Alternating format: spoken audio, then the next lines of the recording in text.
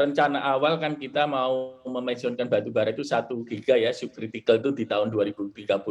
Namun kalau ini memang pilihan bahwa kita harus memensiunkan dini sebelum 2030, 5,2 giga, tentunya jelas akan berpengaruh terhadap batu bara, kurang lebih sekitar 20-an juta ton. Namun demikian kan sebenarnya kalau kita melihat bagaimana impact terhadap pertambangan, ini kita perlu persiapkan karena ini kan sebenarnya kan jangka panjang. Kalau sampai tahun 2030 kan masih 9 tahun dan itu dampaknya kurang lebih kalau 1 giga kan kurang lebih 4,5 sampai 5 juta ton. Sehingga kalau memang dipercepat menjadi 5,2 ya tentunya akan berdampak terhadap sekitar 25 sampai 20 sampai 25 juta ton untuk kebutuhan batu bara dengan average lah rata-rata kalori 4.200 sampai 4.600 lah sekitar itu.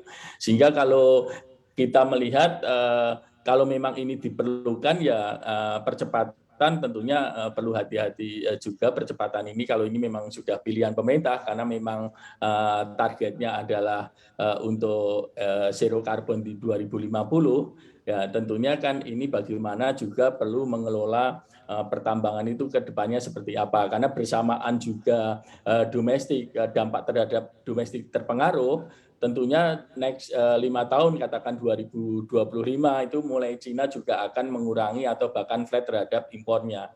Karena kita tahu bahwa 54% ekspor batu bara Indonesia itu sebatas Cina dan India. Ini yang perlu diperhatikan dalam jangka menengah bagaimana pertambangan harus dibangun, bagaimana jumlah pelaku pertambangan khususnya di dalam rencana kerja anggaran belanja tingkat level produksi juga harus dipersiapkan untuk mengantisipasi kepentingan pemerintah dalam menetapkan zero carbon menuju zero carbon di tahun 2060 gitu. Ya. Baik, sejauh ini bagaimana pemerintah sebetulnya ini harus memastikan karena pasokan dan demand ini juga harus stabil di masa transisi ini Pak hingga tahun 2030 mendatang, berarti hanya tersisa sekitar 9 tahun saja.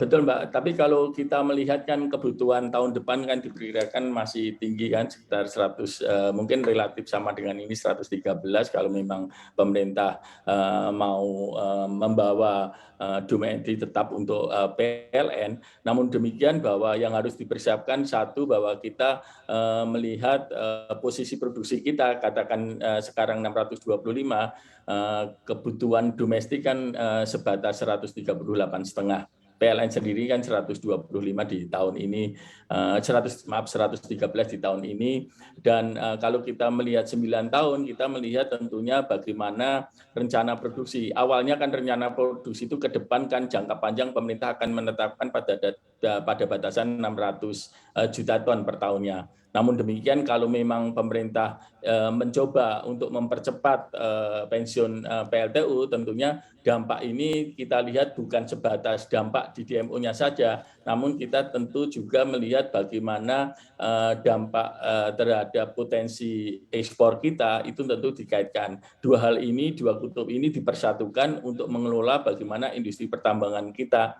Karena mau tidak mau kita akui kan pertambangan kita bukan sebatas terdiri dari 10 company, tapi memang ada ratusan perusahaan yang mengharapkan industri ini akan tumbuh. Dan yang namanya tambang kan juga sesuatu yang perlu pijakan, kepastian, jangka panjang. Karena ini kan menyangkut kepada kepentingan mempersiapkan mine plan-nya, mempersiapkan peralatan alat berat, dan sebagainya. Dan ini tentunya juga sama-sama membutuhkan jangka panjang dalam meletakkan kepentingan investasi agar menjadi lebih firm gitu.